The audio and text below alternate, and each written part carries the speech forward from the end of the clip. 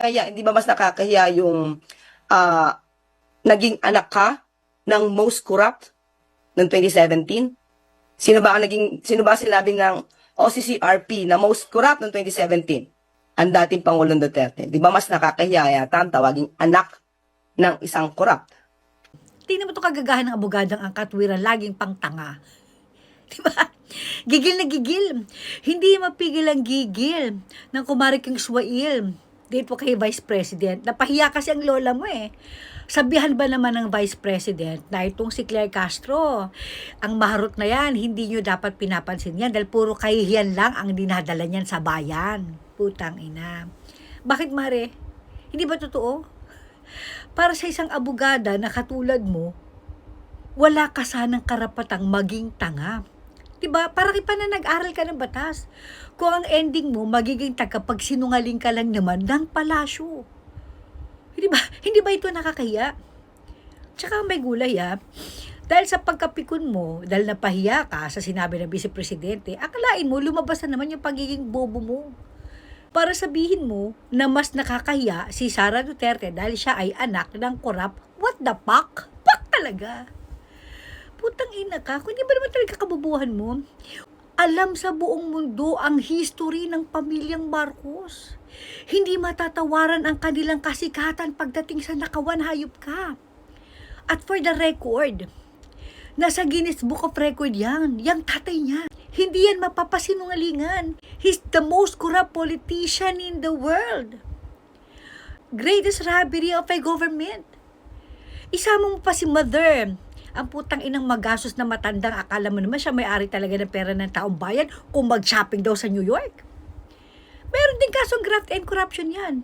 At ang nakakaloka, she was found guilty beyond reasonable doubt for humanitarian reason. Kaya hindi lang kinulong yung nanay mong magastos din, masyado kayo maluho. Di ba kung gumastos kayo, kala mo naman pera nyo yung ginagastos nyo. Putang niya, sinwerte lang. Sinwerte lang kayo. Dahil panahon ni PRRD, okay, nung nasintensya, yung nanay mo, nasinungaling din katulad mo. Diba, maswerte kayo kay PRRD. Kabila ng pagiging magnanakaw nito, kinonsider pa rin ni PRRD yung pagiging dating sundalo niya at dating presidente, kaya pinayagan niya itong mailibing sa libingan ng mga bayani para na din daw sa peace of mind ng taga Ilocos. Malas lang ng mga Duterte dahil kayo ang nakaupo ngayon. Kung di ba naman talaga kayo mga walang hiya, mga walang utang na loob, mga putang na kayo leche. Ngayon balik tayo dito sa sinabi ng kumari ko. Kakaya si VP Sara dahil siya ay anak ng korap. Putang ina mo, magpasalamat ka dahil si Bongbong Marcos laging bangag. Kung nasa matinong pag-iisip yan, malamang tinigi ka niya. O pinagsampal ka niya ng kaliwat kanan. Dahil alam naman sa buong mundo kung sino anak ng korap. Sino nga ba ang merong kaso? Yung 200 billion ba na utang sa state tax ng pamilya Marcos, binayaran na ba? Yung ill-gotten wealth, yung mga hindi maipaliwanag na yaman ng pamilyang yan, sino bang tunay na may record na may kaso ng graft and corruption? As far as I know, ang mga Duterte hindi kailanman nagkaroon ng kaso ng ganyan.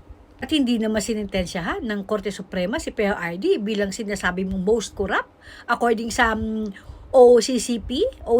OCCRP na hindi nga namin alam yan kung hindi mo pa sinabi.